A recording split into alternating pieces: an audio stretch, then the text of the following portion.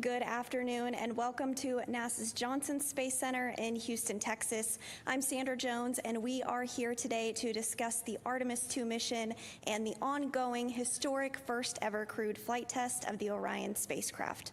Here to provide a status on the mission thus far is John Honeycutt, manager for NASA's Space Launch System program, Judd Freeling, Artemis II flight director, Debbie Korth, Orion deputy program manager, and Kelsey Young, lead for NASA's Science Mission Directorate. We'll start with some brief opening remarks from each of our briefers before we jump into questions here in the room as well as on our phone bridge. If you are dialed into our phone bridge, please press *1 to submit your name to the queue. If you do feel your name has been called already, please press *2 and you can withdraw your question. Once your name is called, please do state your name, affiliation, and to whom you'd like to direct your question. So without further ado, I'll turn it over to John for his opening remarks. Okay, thank you, Sandra. Yeah, I think most of you know that I've kind of been on a hiatus from my SLS job for the last 7 or 8 months and running the mission management team, but we'll talk a little bit more about SLS as I get through my opening remarks. It's good to be here with you all today, be back with you again. As we continue the Artemis II mission. You know, first things first, integrity remains on a free return trajectory and is on the outbound transit towards the moon with Lunar flyby day 6, which is Monday coming up. So very excited about that. As you heard yesterday, Reed, Victor, Christina, and Jeremy are now closer to the moon than they are to Earth. I can tell you they've been incredibly busy. I know you've been watching coverage of the mission. I think you'll agree.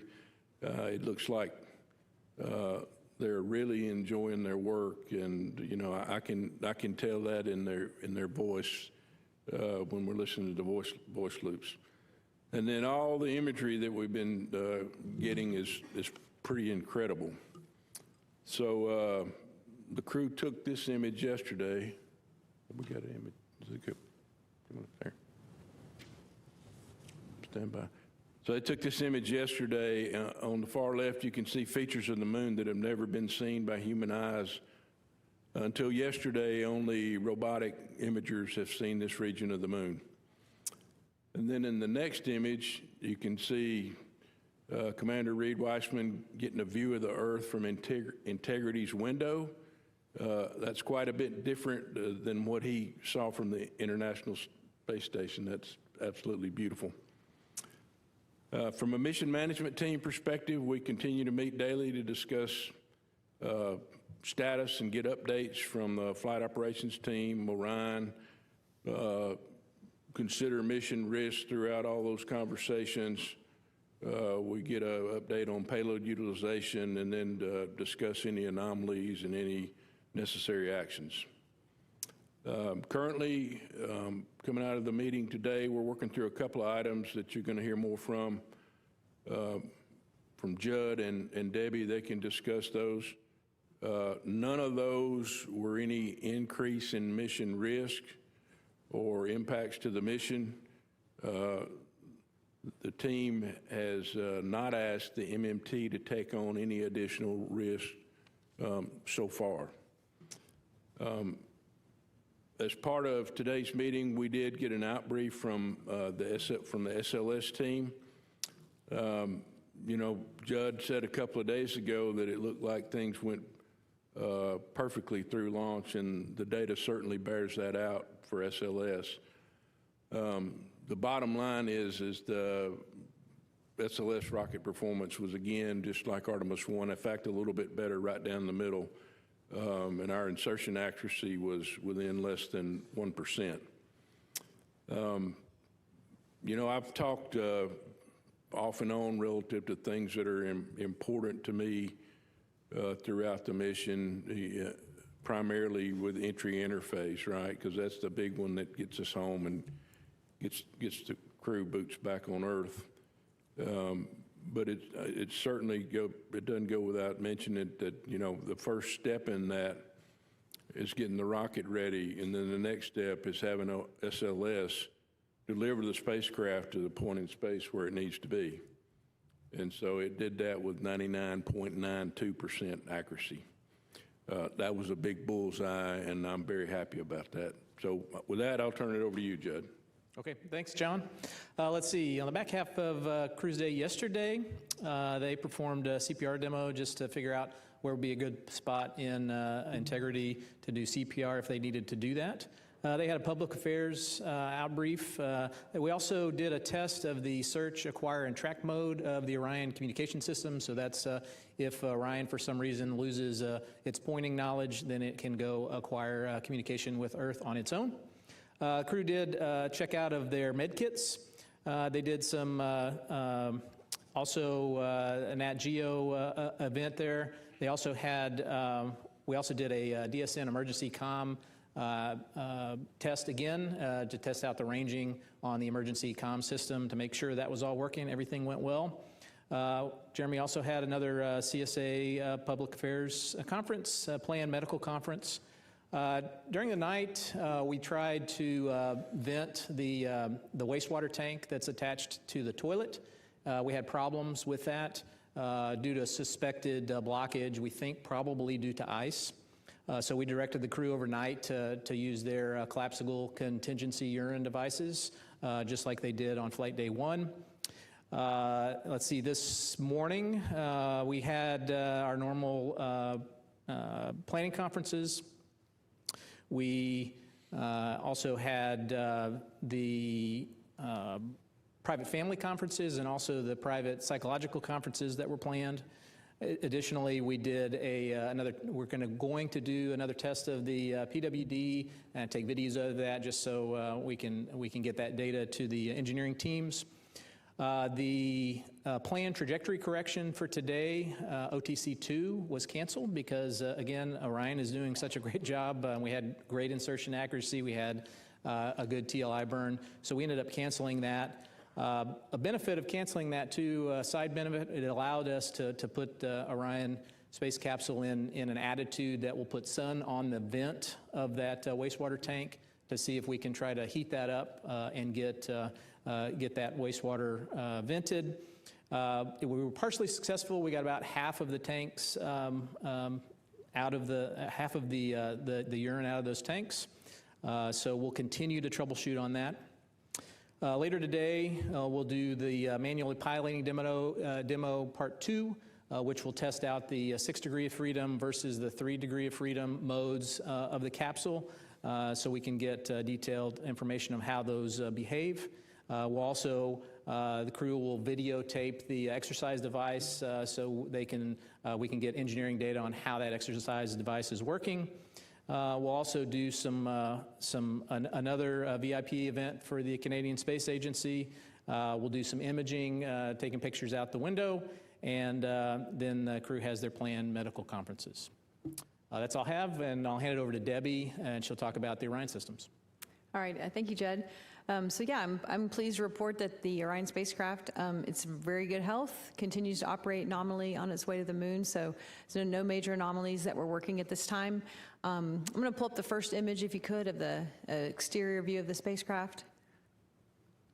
So this is a beautiful view of the Orion with the sun shining off of that Ciox tape that covers all of those TPS backshell tiles. We actually yesterday performed a routine external inspection of the entire spacecraft to make sure that it's healthy for that return trip when it needs to come back home. And again, please report, found no damage to any tiles, no major tape removals or anything, so it looked really good. We did side-by-side comparisons to Artemis I, actually looks quite a bit better than even Artemis I did at this point in the mission. We also, this image here, I guess I should mention, is from our optical communication system. So it's been downloading gigabytes of data throughout the mission. So this is one of the high resolution images that we got of Orion throughout the day so far. Let's see. We are still continuing to troubleshoot the urine venting, as Judd mentioned. did have a partial successful venting after the maneuvers that Judd mentioned, getting some sunlight on that vent. The vents are located, the primary vent's located near that umbilical, that white block you see at the bottom there between the crew module and the crew module adapter. And so we think it's probably been seeing more shadow than anticipated. And so by heating that up, we were able to get some of the urine out, but clearly didn't solve the whole problem. So continuing to troubleshoot that. Should mention, this is a common occurrence. We saw these kinds of events on shuttle as well. So we have some tools in the toolkit. We'll be looking out on what else we can do there. The toilet itself is operable. This is a test flight. We're figuring out how these systems work together, but it is operable and we have redundancy to get us through the mission. Let's see, I guess we'll go to the next photograph. This is actually inside the spacecraft. It's maybe a little dark to see. We had the crew members turn the lights off or down low so they can actually take some really great images out of the windows. So I'm not sure if you can see, but I think Jeremy may be taking some photographs out the window, and Christina's back there working on the PC on her laptop computer. So anyway, a beautiful view of the inside. Most of the daytime pictures we see are really lit up, so it was nice to see the crew performing some of the other operations in the capsule. So I guess the spacecraft continues to operate nominally. Our team remains hard at work, making sure we're testing out all of the systems, getting through all the flight test objectives, and continuing to work the minor things that we have on our list. So with that, I'll hand it over to Kelsey. Yeah, really pleased to be here today. We're now 2 days away from the lunar flyby, which is planned for Monday. So as we just heard earlier, the moon is now closer to the crew than the Earth is. So we're really gearing up to support the flyby. April 1st was an exciting day to launch because we have some really exciting observations planned for the day that the crew will actually fly by the moon. I actually have a visual video to show you guys of, in just 1 minute, the entire several-hour flyby. So if you could pull that up, that'd be great. When they start the flyby, they'll be able to see big chunks of the near side. That's the side that we can look up at night when they're observing the moon, and be able to see that near side as well. As they get closer, they'll start to focus on that near side, far side transition. Again, the far side is the side of the moon that always faces away from our own planet. So as they get closer, they'll be able to see features that human eyes have never before seen. Earlier, Oriental was mentioned. This was a really exciting scientific destination. They got eyes on it yesterday from pretty far away. They'll have an opportunity during the flyby to spend a lot of time checking it out. You see Earthset, that where Earth disappeared behind the far side of the moon, and you're about to see it pop out the other side, of course, in Earthrise. And then a really interesting opportunity we have for Monday's flyby is we will actually, from the vantage point of integrity, the sun will pass behind the moon from their perspective, creating a solar eclipse. And from a perspective that is very, very unique to this mission, it will be a roughly 53-minute eclipse, and then they'll see sunrise where the sun pops out the other side of the moon. There's a lot of science objectives baked into what the crew are going to be doing during the flyby. Those science objectives were developed by our lunar science team. I think we can go to a video of where the lunar science team is currently stationed in Building 30 across campus here in the science evaluation room. We developed a set of 10 lunar science objectives that were based on our lunar science and planetary science driving questions in lunar and planetary science. And as a result, we developed a targeting plan for the crew to follow on Monday. They're actually reviewing that plan today. They all have about an hour book kept on their timelines to review the plan for Monday, and we're looking forward to hearing their observations and ultimately, of course, seeing the photos that they downlink. The crew has spent many, many months training in a variety of different environments to make these really scientifically impactful observations, and so we're really excited as we're getting closer to the moon for all of this really wonderful lunar science the crew are going to be able to do for us. I'm excited to hear your questions. Okay, great. So now we'll open it up for questions here in the room.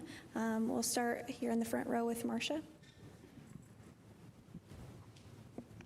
Hi, Marcia Dunn, Associated Press. I'm sorry I have to ask some toilet questions. Your mic's on. Oh, Marcia Dunn, Associated Press, with some toilet questions, if you don't mind. I'm assuming right now the toilet's no-go for number 1, but okay for number 2. Sorry to have to ask this. And how many backup bags, do you have, the contingency pouches? Because I know you use so many to try to fill up with drinking water. So you got plenty enough of those, and how frustrated are you because you thought you got it fixed and here we are again? Yeah, so the toilet is, it technically will work with number 1 right now, but we just want to keep the tanks half full right now until we figure out what's going on with the vent line. Absolutely, it's still go for number 2. As far as the collapsible contingency urine devices, each crew member has 2 of those, but they can be either vented overboard, which we've proven that still works, or we could be collected in contingency water bags, but we don't anticipate that we'll have to do that since we can still vent those units overboard. Thank you. The urine tank that is in the vehicle is only about the size of a small, like your office trash can. So we want to make sure we can empty it out before we put anything else in there. Thank you both. Next up, we'll take a question from Eric Berger. Hi, Eric Berger, Ars Technica. 2 questions. I guess the first one's for Mr. Honeycutt. You know, you guys come out here and everyone's sort of calm, and you see on the video things are calm. Can you just kind of take us inside the MMT or sort of behind the scenes and just talk about, is everything kind of as calm sort of as it appears? Like, is everything under control? Because, you know, if I go back to sort of the shuttle days, it was kind of the same kind of thing, but behind the scenes, you know, you find out that it's fairly frenetic. So I'd just like to get a little bit of sort of view of, because it looks like you guys, you know, it looks like things are going really well. And then a question either for Judd or Debbie, you mentioned the 6 DOF and 3 DOF control tests today. For Artemis III, Artemis IV, a nominal mission, how much of the flying on those missions will be manual versus do you anticipate it being almost all automated unless there's some kind of contingency necessary? Thank you. Yeah, so, you know, I've been accused of not worrying or getting excited about things and kind of even keel, and I see that in the rest of the team in the meetings every day. Now, you know, we spent a great deal of time training, and the training team gave us some really hard things to work throughout training. And so I think it's a tribute to the amount we trained about and how good the teams are working together. So I've been very pleased with the way that the Orion team, the MER team, and FOD have been integrating across each other prior to coming to the MMT. So we got pretty crisp stories. So it's, you know, we've had some things to talk about. The MMT's asking good questions across the board. I think I'm getting really good answers from the technical teams that are in the room presenting. So it's, I don't have any doubt at all if we run into something that gets a little tougher, I think things will still remain calm. I think the teams get ahead of it before they get to the MMT and generally come back with good recommendations. As for your second question about manual versus automatic control on future missions, the anticipation is that most of the time the crew will be using automatic mode, but whenever we're trying to rendezvous with a target vehicle, that's the time that we would be using a manual mode so that we have that, you know, visual cues to closing rates and things like that so that we can, you know, rendezvous there. So I don't know, Debbie, if you want to expand on that at all. No, I think that's pretty much covers it. I mean, I think part of the demo is really seeing how the handling qualities might degrade if you ended up in a 3 DOF situation versus 6 DOF, and we plan to fly in 6 DOF. So this is all about, like I said, a test flight, figuring out how this vehicle handles. And I think this manually piloting demo, we've got part of it coming up, and then there's another part later in the mission to just really understand how it works if they do have to take over manual control in any kind of situation. Thank you. Next up, Joey Roulette. Thanks. Joey Roulette with Reuters. I just wanted to quickly follow up on that question for Debbie. You said no major anomalies on this mission. Is there anything that you guys are tracking that are not typically major, I guess, but that were off nominal? And I'm also curious to hear, you know, what everyone thinks about the internet's fixation on the toilet issue. The internet, they love space toilets for some reason. I'm just curious to hear, you know, your guys' perspective on that and how you perceive that. Thanks. Yeah, I mean, I think space toilets and bathrooms is something everybody can really understand. And we're flying it for the first time. Apollo didn't have that kind of technology in the vehicle, so it's always a challenge. They still have challenges on space station with toilets. It's just a very complicated thing to accomplish. So some of the things we're seeing, we were not totally unexpected. The icing events is things we've seen before, so I think we've got ways to work through that. We just got to figure out how we can point the vehicle the way we need to. There's other constraints with pointing the vehicle for power generation and thermal protection of the vehicle. So how do all these things work together? And you can only test that once you get the vehicle up in space for the first time. So no issues there. Other small things, I just mentioned, I mean, there are a lot of little things we're working every day. I wouldn't say anything major. The crew did detect a kind of a smell coming from the UWMS or the hygiene bay area, but not a biological smell, something. So we're trying to figure out what could that possibly be. So we have analyzers on board, we can look, but we're not seeing anything off nominal in our power systems, our thermal systems. So, we'll be looking into that to make sure we can understand what that might be. I can't think of anything really else. I mean, there's like a lot of little things, but that's probably the only other thing that we've got teams really looking into at this point. I think the fixation on the toilet is kind of human nature, right?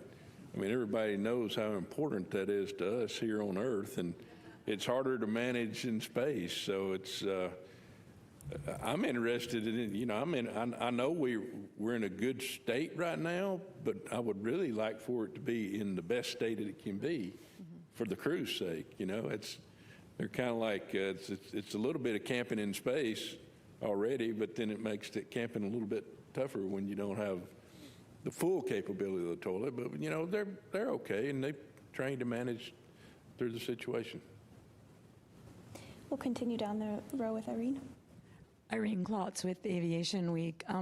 Regarding the demonstrations on the proximity operations, rendezvous, and eventual docking with HLS, what's the current thinking when HLS is flying, whether Orion or HLS would be the active vehicle, which active, which passive? And then I had a separate question about Orion, considering this being the first flight of a crewed vehicle, compared to the other systems. There haven't been that many, a handful maybe. How would you compare this performance on the first flight with some of the previous Dragon, Starliner, maybe even Shuttle going back? Thanks. So I'll take the first part. Whichever vehicle the crew's in will be the active vehicle. And so if Orion is rendezvousing with HLS, for instance, Orion would be the active vehicle. And then when they would come back from the moon, then HLS would be the active vehicle rendezvousing with Orion. As to your second question, I don't know. Yeah, I'm sorry, I don't have a lot of information on some of the earlier or the more recent crewed vehicle test flights and things that they experienced. I would say Orion's performing remarkably well. So we are pleasantly surprised. We're hoping that this is what we were going to see, but we did fly a lot of redundancy in our systems in case we didn't. So as far as those comparisons, I'd probably have to defer to someone who knows more about what happens, directly in Dragon and those other vehicles. Okay, our next question's here in the front. Hi, Philip Sloss. One question for Judd. Are you going to plan on doing an OTC3 burn, or is it possible to delete that as well? And then for Dr. Young, just to clarify, the eclipse, the 53-minute long eclipses, where is that in that 3-hour flyby window? Thank you. So currently, OTC, the outbound trajectory correction number 3, we do plan to do that based on our current numbers. So, and we'll do that with the SM reaction control system. And the eclipse, so the fly-by-day profile will look like a roughly 5-hour period where the crew is observing the moon. Like in the video you guys saw, they'll see the illuminated surface of the moon. And then a short time after Earthrise, we will kind of have a break in lunar viewing attitude where they'll be doing some other tasks before then pivoting back to look at the eclipse. So the 53-minute eclipse is roughly, an hour after Earthrise at the end of the flyby window. Thank you. Next up, Jackie. Hi there, Jackie Waddles with CNN. Another question for Dr. Young. I just wanted to ask, because the president's budget request came out yesterday, and we saw another proposal to cut 47% of NASA's science budget. I just wanted to ask you, how are you thinking about how that changes the agency's science initiatives and even some programs that help support Artemis, even though I know Artemis had an increase in funding. And also would just love to know how that's affecting employee morale and what you're doing to kind of keep employees happy. Thanks. Our briefing today is focused on Artemis II. Our budget numbers are available online at nasa.gov/budget. If you guys have any additional questions, you can reach out to Public Affairs after about the budget. Thanks. Let's go to another question in the second row. Yes. Thank you. Tarek Malik with Space.com for Dr. Young. When we spoke back in September, there was a lot of uncertainty about what the crew would be able to see during the flyby coming up, and I imagine that kind of came down to the launch on April 1st. So I'm really curious, given that they're going through their targets today, their geography and whatnot, what you are hoping, I guess, to see, or what they're looking at the most in terms of what they have to practice, and then how do you keep them not looking at the moon outside of that 5-hour period as they're on approach and on the way out? Thanks. Relatable question.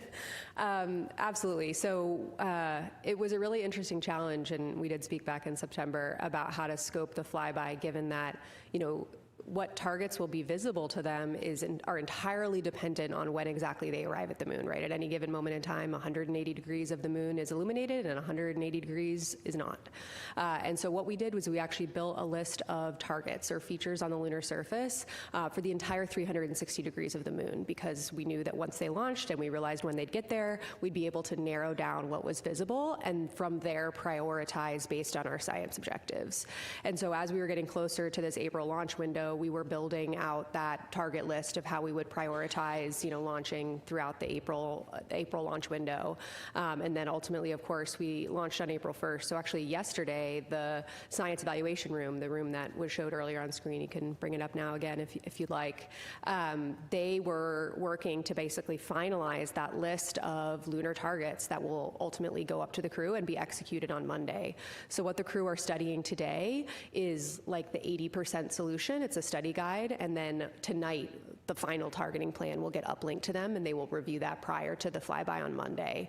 And so we really, in that way, are able to maximize the science that we're getting out of the flyby by waiting until we know exactly when we're going to get there and maximizing the science out of that specific illumination profile that are presented to us. So I'll say that, the last part of your question about kind of where has the most effort gone into, I'd say we had done a lot of planning for months on the targets of interest on the illuminated lunar surface. The eclipse, we really started to focus on in the last few weeks. And so we put a lot of effort into fleshing out those prompts, because ultimately the crew, to execute this plan, will be looking at their lunar targeting plan on their crew tablets and executing target by target by target based around prompts that the science team provides to them. So we put a lot of effort in the last several weeks into eclipse planning, in addition to continuing to flesh out the lunar targets in their own right. We are going to take a few questions from our phone bridge next. If you are on the phone and you have a question, reminder to please press *1 to get into the queue. We'll start with Nell Greenfield-Boyce with NPR. For taking my question. This is another science-related question. You talked about maximizing the science. Could you talk about, actually the science questions that you want to address, for example, with the eclipse? I'm not clear. Have people seen an eclipse like this before? And if not, what will the astronauts be able to contribute that would tell you something about, the sun? What are the actual science questions? And similarly, with the lunar targets, I guess, people on the street might feel like, well, don't we have a lot of pictures of the moon and orbiters and things like that? What are the actual questions? What is being maximized in terms of what you'll be able to know based on what the astronauts are doing? Thank you. Oh, I'm so glad somebody asked me about science objectives. Absolutely. We have, like I said, 10 lunar and planetary and solar system science questions for the mission that ultimately feed our targeting plan. So I'm going to take your question in two halves. The first part of your question was eclipse focused. Yes, Apollo crews saw similar eclipses, which again, in this context, means that from the vantage point of the crew capsule, the moon is blocking the sun from view. What's different about the eclipse for the crew here is that, for us, I don't know if any of you saw any of the total solar eclipses over the last few years. Actually, we're coming up on the 2-year anniversary of the North American eclipse from 2024. What's unique about viewing eclipses from the Earth's surface is that from our vantage point, the moon and the sun in the sky appear approximately the same size. And that's why you can see that beautiful ring of fire when the moon moves, takes center stage in front of the sun. Of course, Integrity has a much different view than we do. And so the moon appears much, much, much larger in their view than it does from us here on Earth. And so that's why in that visual you saw earlier, the sun appears as a relatively small disk. And that means that instead of the ring of fire eclipse that we see here on Earth, they'll actually see the solar corona, but only part of it. And so we have science questions designed around looking at solar activity at the time of the eclipse. And so they'll actually be able to make unique observations on Monday, April 6th, and what the sun is doing at the time. We've included prompts for them to describe the features that they can see in the solar corona, which can ultimately help solar scientists understand these processes in general, especially given the unique vantage point that the crew are going to have relative to our orbiting spacecraft here on Earth and our observers, our scientists here on Earth as well. Jumping to the second part of your question on just non-eclipse related science and lunar science, we took our driving science questions from our community documents, our Science Mission Directorate decadal surveys, which represent the highly prioritized science objectives that the entire community are driving toward. And what we did is prioritize them based on what Artemis II and our mission profile are really uniquely able to accomplish. For example, human beings are really good at making nuanced color observations. We have amazing camera data from decades of orbiting spacecraft, Lunar Reconnaissance Orbiter. I'm based at the Goddard Space Flight Center. I love LRO and all the data it's been able to tell us about lunar science.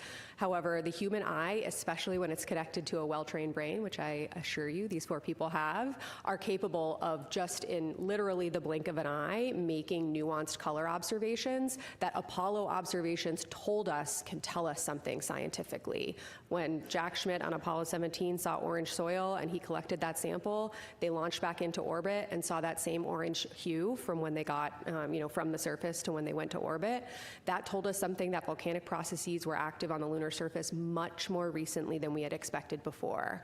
We're looking for the crew to take time during their flyby, let their eyes adjust to what they're seeing, and call out any of those subtle color nuances, especially on the parts of the far side that have never been seen before by human eyes. And we're able to ask more intelligent questions because of what Apollo gave us and because of what those orbiting spacecraft provided to us.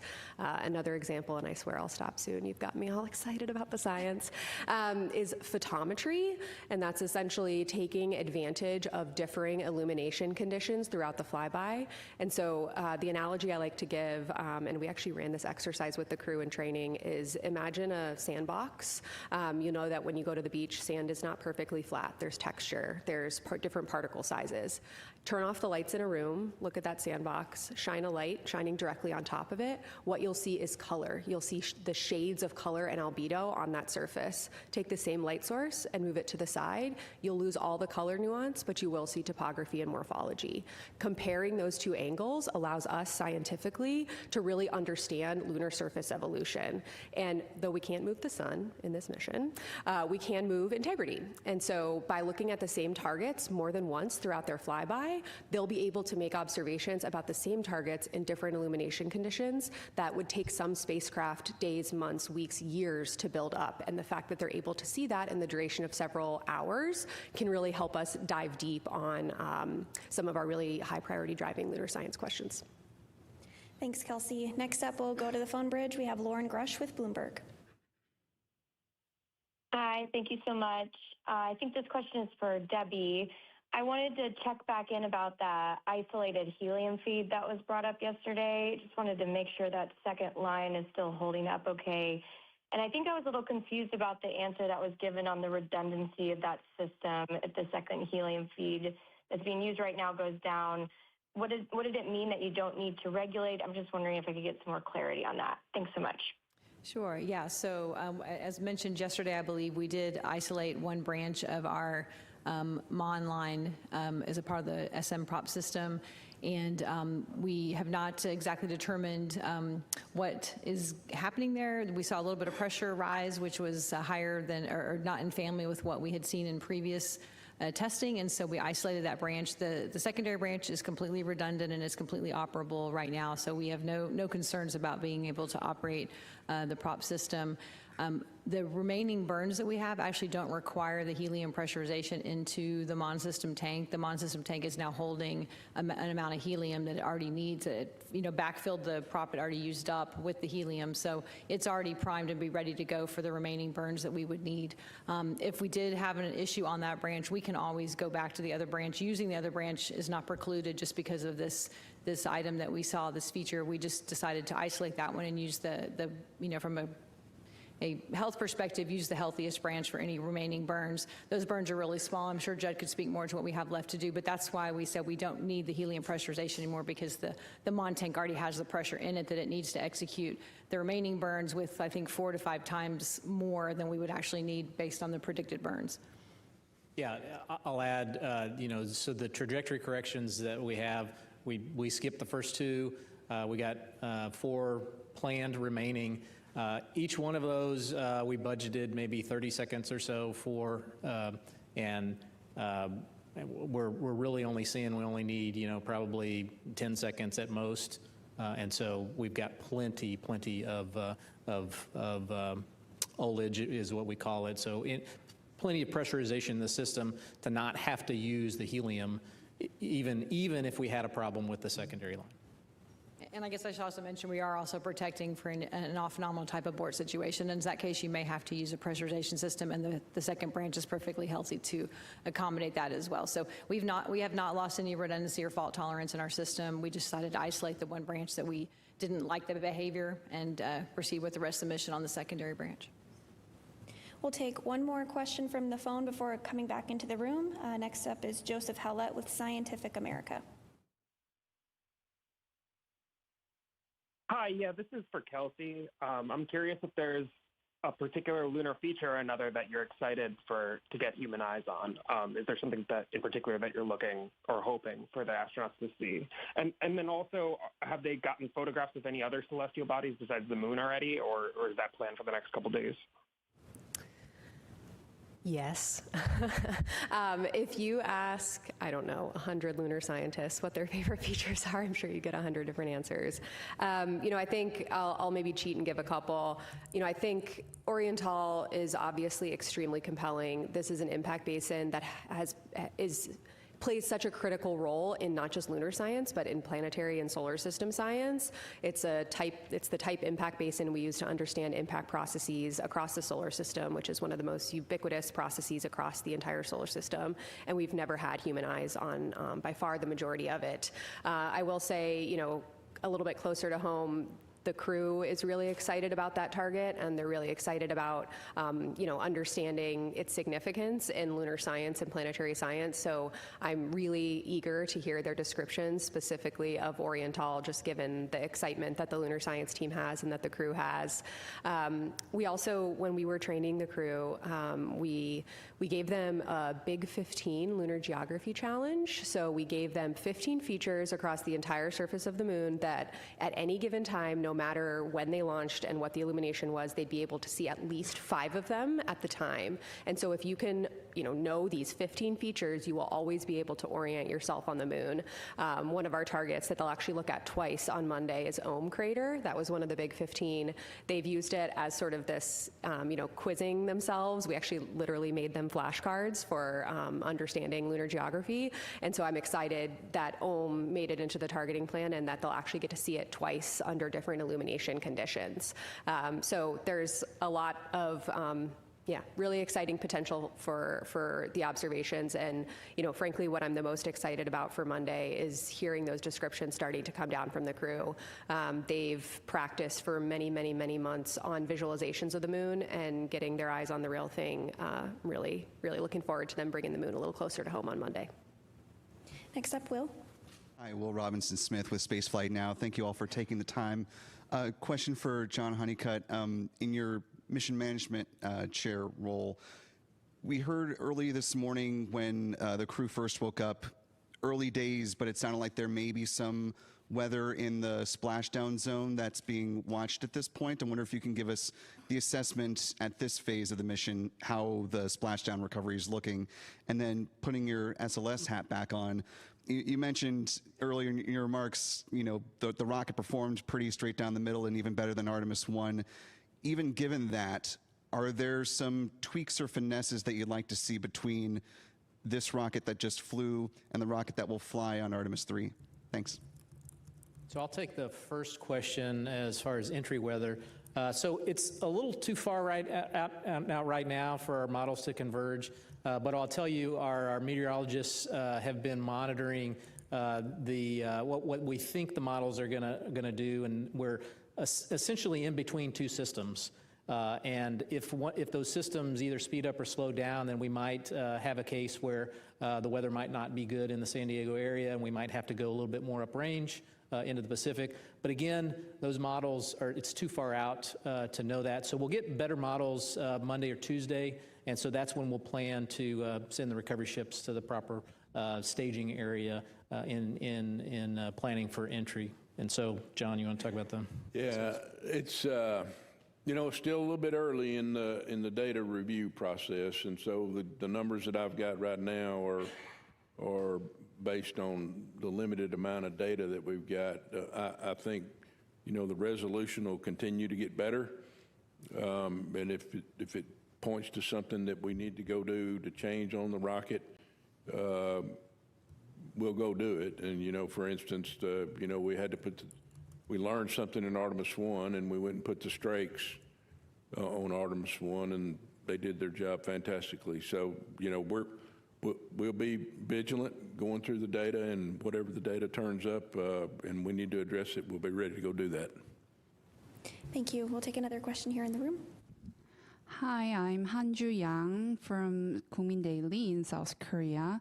My question is for John Honeycutt.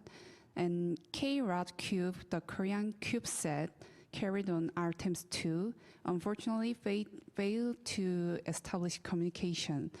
And despite the setback, it was a meaningful first step for Korea's participation in an international crewed lunar mission.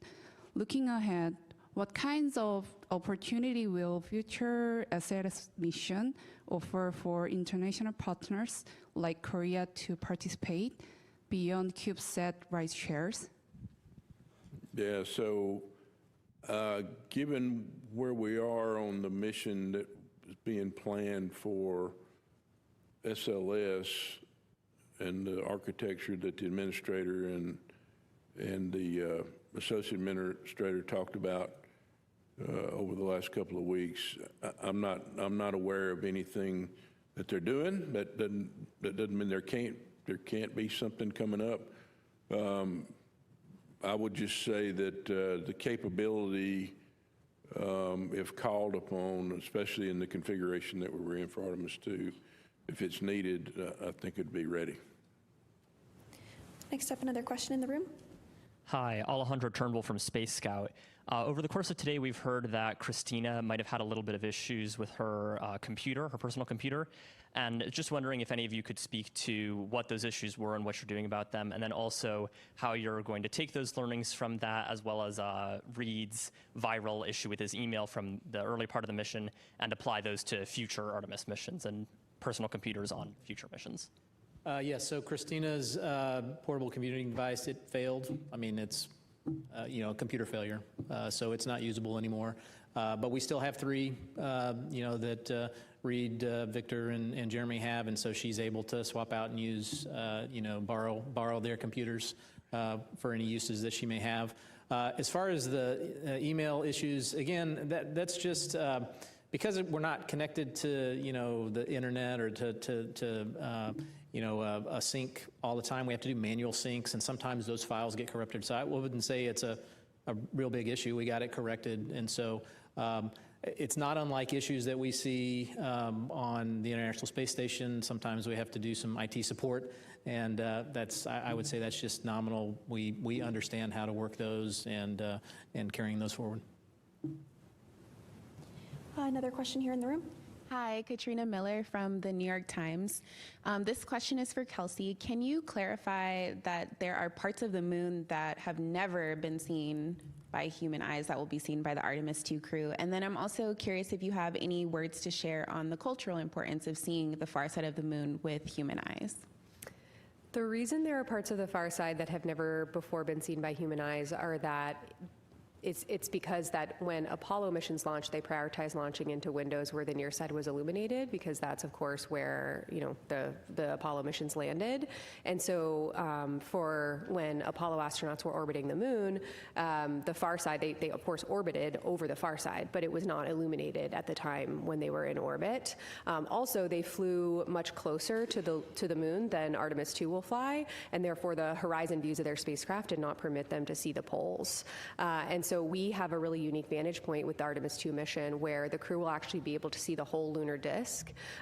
This means that they'll be able to see the poles, and they'll also be able to provide scientific context for their observations. Some of the really neat things about lunar surface processes, especially impact cratering, is they can toss material hundreds, if not thousands of kilometers across the surface. And because of this unique vantage point that Artemis II has, which is so much farther away than we experience with Apollo, they'll actually be able to provide context for those processes that are so influential across the entire lunar surface, where one crater in the northern hemisphere can shed material all the way down into the southern hemisphere. We're looking forward to the unique views.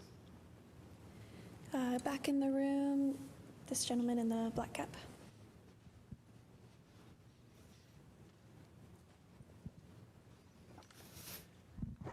Thanks. Robert Coppinger from the British Interplanetary Society Spaceflight magazine. I have a question for Debbie Korth and a question for John Honeycutt. Question for Debbie Korth is, which future Orion vehicle will be the first to benefit from changes mandated from the evaluation of the Artemis II, performance of Orion on Artemis II?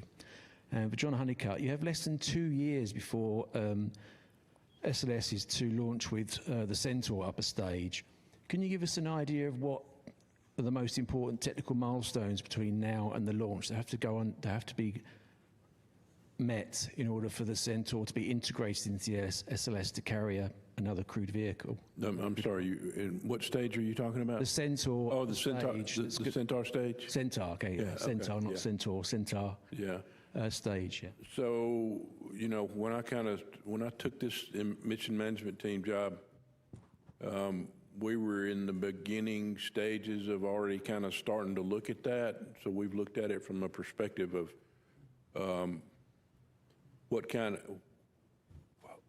of adapter we would use for it. Right now we use the launch vehicle stage adapter to adapt to the ICPS, which is basically the old Delta stage, right? So we've done some work and some studies, and the team has, and I really don't know what they've done over the last 6 months. I know they've made some progress, but I just don't have an update on it. But I think the primary thing for us would be, building a new adapter to be able to integrate that stage, and then making sure that we get it integrated well with the launch, with the mobile launch platform and the tower, which early on indications say that's not going to be a problem. I think on your question was what spacecraft will be first to benefit from what we learn off of Artemis II. And I think it probably depends on what we learn. I mean, we anticipate we'll learn things that will feed into Artemis III. So we have Artemis 3, 4, and 5 spacecrafts all in various stages of production at our factory at the Kennedy Space Center. So we are within the first, shortly after the mission, getting the data back, within 60 days, have the flight test report that we can look at and say, what did we learn, and start seeing where we can feed it in. So, depending on if it's something super critical, we'll force it into 3. If it's something that we, it's a nice to have or a tweak, that we could wait till 4 or 5. So I think it really depends on what we learn and on where we'll actually feed that in first. We're going to hop back over to the phone bridge with Micah Maidenberg in the Wall Street Journal. Thank you. A question for Kelsey Young. I think you touched on this a bit, but could you just elaborate a little bit more on how the crew is trained to describe what they're seeing on the lunar surface? How do you get everyone to provide the best possible descriptions of what's in front of them, given the science objections? I mean, are they learning specific vocab or trained to really dial into specific features on the lunar surface? Thanks so much. You guys are asking me all my favorite questions today. We train the crew in a few different ways. First and foremost, in the classroom. So I want to make it known that astronauts have to sit in the classroom and do homework as well, even ones that are going to the moon. So we sit in the classroom with them. We teach them about our science objectives. We try to really keep it hands-on and have them integrate a lot of description practice, a lot of we get their hands on rocks, even though this crew isn't going to the surface. It's important to understand what the material looks like that they're going to be describing. We also take them out in the field. We took all 4 prime and 2 backup crew to the Icelandic Highlands, and we had them practice descriptions there as well. Really what we're trying to do is, of course, just build their toolkit, right? I mean, we're not trying to train them on the ground for a specific flyby because we don't know exactly what moon is going to be presented to them when they get there. So what we're trying to do is, turn them into field scientists. They're parts of the lunar science team in our eyes. They're the field scientists, the explorers, doing the scientific exploration, and we want to prepare them to be able to do that. And so, really critical for our team and the crew has been getting them also in the mission simulations with, the rest of the flight control team, where we actually show them, renderings, visualizations of different flyby conditions and have them actually practice giving them descriptions. Then our lunar science team will go back, listen to those descriptions, and provide feedback. I can tell you that, just having this crew describe visuals of the moon, visuals of the lunar surface, will give you goosebumps. And so they are absolutely prepared not just to give really scientifically compelling descriptions, but also to bring that experience verbally to us watching here on Earth. And so, yes, we started small with the vocab, but by the time they launched, this crew, they are absolutely invested in our lunar science objectives. They really understand them, and they understand the features that they're going to be asked to observe and why they're being asked to observe those features. And I also want to point out that, as members of the science team, they're the in situ explorers. They're the ones that are empowered to understand our objectives and execute accordingly. So we've, made sure to tell them that we are giving them a science plan. We are giving them guidance that is tied to our science objectives. Our science objectives. You can feel free to flexibly execute that plan if you see something else that pops out to you. And to encourage them to do that, we also have some targets built into their lunar targeting plan that are called crew choice. So they get to choose their own adventure and what pops out to them as the scientists doing the exploration. And the last thing I'll say is that, the morning, the crew morning after the flyby, we'll actually have a crew conference with them specifically focused on science. And to us, that is not a debrief, that is active data collection. The same way field scientists in the field, they take notes, they describe what they see, they have to sync together before they head back to the lab and forget everything, the nuanced observations from when they were actually doing the data collection in the field. So we are really looking forward to that crew conference where we can ask them follow-ups, we can synthesize, have a synthesis discussions on what they saw across the entirety of the flyby. We've actually simmed this, practiced this a few times with them, and just having 4 brains on the discussion at the same time so they can kind of build off of each other is really scientifically impactful. So this crew is absolutely ready to deliver on the lunar science objectives, and the lunar science team is just trying to set them up for success the best we can. Our next question on the phone bridge is from Leo Enright with Irish Television. Thanks very much. I'm a TV guy, so I'm interested in the TV pictures. I was wondering if somebody could talk about what we might expect in terms of live television during the flyby. I assume the optical comm system won't be available. It'll be turned in the wrong direction, I presume. But, will we get the SAW camera imagery, or will the crew be shooting stuff out the window, or what can we expect? Yeah, I think I'll be back tomorrow to talk about the details of the flyby itself. But the quick answer is that yes to all of those things. So we will be getting SAW camera video streaming during the flyby, except of course the loss of signal when they go behind the moon. We will also be hearing from them several times an hour verbally on what they're seeing out the window. So really looking forward to hearing those descriptions in real time. They'll be recording the rest on board, but we'll hear a few times an hour from all of the crew members on what they're experiencing. And for parts of the flyby, we'll actually be able to go on board forward with them with that camera you guys have been seeing over the last couple days. I will say that most of the lights will be off inside the cabin because that's how we get good imagery of the moon, but we will be able to kind of take that ride along with them. And yes, they will be taking pictures. They'll actually be using 3 Nikon cameras, 2 D5s and 1 Z9, each equipped with a different zoom lens to capture, varying features. We picked the lens that's best for the objective.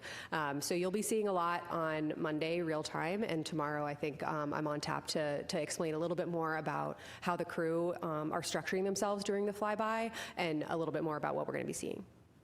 And I would add that the optical comm is only really available during the crew sleep period, so don't expect the high-res video, but you will have, as Kelsey mentioned, the SAW cameras through our nominal low-rate video. And we're looking forward to take advantage of that optical comm to get down some great photos overnight. All right, we'll go to another question here in the room. Jerry Rothwell from Lightbox. You mentioned you were tracking the burning odor that Jeremy Hansen mentioned this morning. I wondered if you could say a bit about what the possible causes of that were and whether they're a concern. Yeah, you put the dusty heater smell. Is that what you're referencing? Yeah.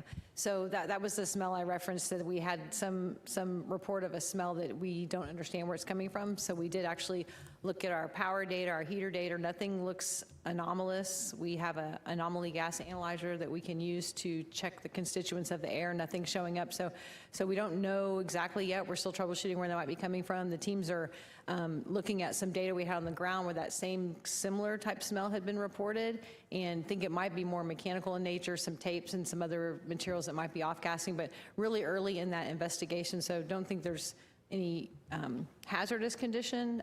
Those gas analyzers have come back with everything fine. So just trying to figure out what could possibly cause them. So the teams now are looking at some ground testing we can do with some of these materials to see if it really is what we think it might be. Also sending up an additional questionnaire to the crew to get a little more details on what they smelled and when and how that correlates with other activities that were going on at the time. See if we can have any correlation between other events and that smell that they noticed. So we're still in the middle of investigating. Another question here in the room. Hi, Dan Linehan with the Naval Postgraduate School of the U.S. Navy.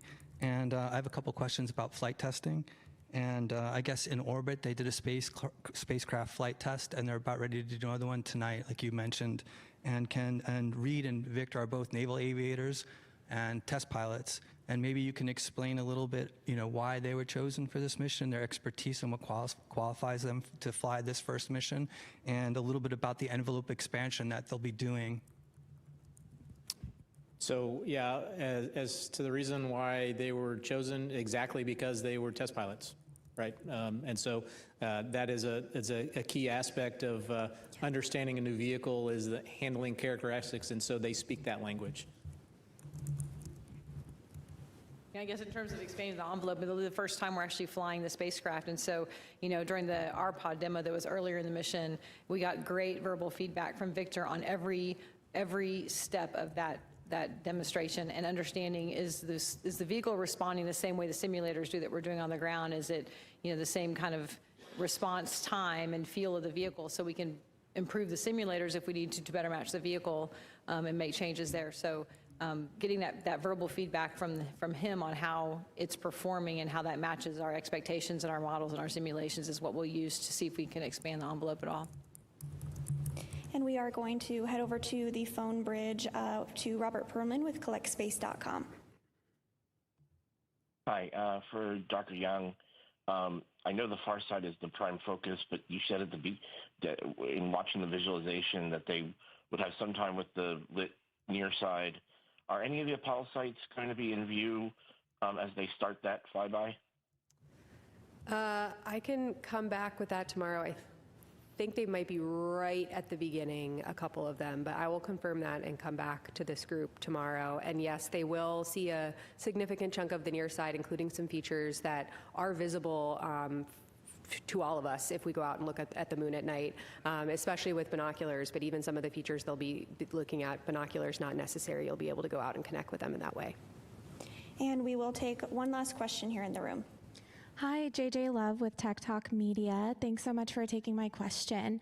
This is for everyone, and just a quick one. 50 years from now, what do you hope people will say this mission made possible? I would hope that people would say that this made possible a continued presence on the moon, that we are now living and working on a regular basis on the moon in 50 years. Yeah, I guess Judd stole my answer. So, absolutely. I mean, this is the first step, and that's all of our hope and dream. I think everyone that's sitting at this table is that this is really going to lead to having that permanent presence and get people living and working on the moon. And it won't be such an anomaly that we'll have people, flying around there doing the great science. Yeah, I have to dive into the science for a second. I think I'm glad you picked the time horizon that you did of 50 years, right? Because think about, where Apollo was 50 years ago, and scientifically how far we've come in that period of time, understanding not just the moon and the solar system, but our own planet. We didn't really understand plate tectonics at the time when these missions flew 50 years ago, right? And so Apollo played such a big role in helping us understand not just the moon, but our own planet as well. One thing that Christina says a lot that I just get, happy feelings every time she says it, because it's one of my favorite fun facts about the moon, is that the moon is a witness plate for the whole solar system and for our own planet. What the moon has experienced, we have experienced. They're basically in our backyard. But here on Earth, we have plate tectonics and oceans and vegetation that has obscured big chunks of the history of our planet. It is preserved on the moon. It is waiting for us on the moon. That period of our planet's history that we can no longer get here, even if we go to the deepest parts of the ocean, is there on the moon. And Apollo samples really helped us unlock that discovery, especially in the near-side equatorial regions where they landed. The South Pole, the far side, very different geologically, geographically, and chronologically from where we visited with Apollo. And just thinking about the scientific discovery that those missions unlocked over 50 years ago, my hope is that we are sitting here 50 years from now, and not only have we made those scientific advancements, but just like in Apollo, this next generation of explorers and scientists are inspired to contribute. I'm sure people across NASA would say that the Apollo missions got them here to this agency working on this mission today, and I am just so optimistic for what this is going to do for the next generation and for the kids watching at home and the kids 50 years from now who are looking up at that sustained presence. This mission's just the first step. Yeah, so I'm sitting there, I've had the pleasure of listening to these answers and thinking a little bit, but we've seen a lot of things throughout our history, especially here in the United States and probably even across the world, but I'm focusing on what we've done space flight in the U.S., right? And there's been a lot of technology development that's kind of spawned off of the things that NASA did when we've taken on these hard missions. And so, 50 years from now, I would hope they would say, boy, are we glad that they went back to the moon and they stayed. Thank you, and thank you all for joining us for today's briefing. We have set up a frequently asked questions page if you do have a question that perhaps wasn't answered today, but we will be joining you again tomorrow for another mission status briefing beginning at 5:30 p.m. Central, and we do hope we'll see you there. But for now, that'll do it for us here. Thanks so much.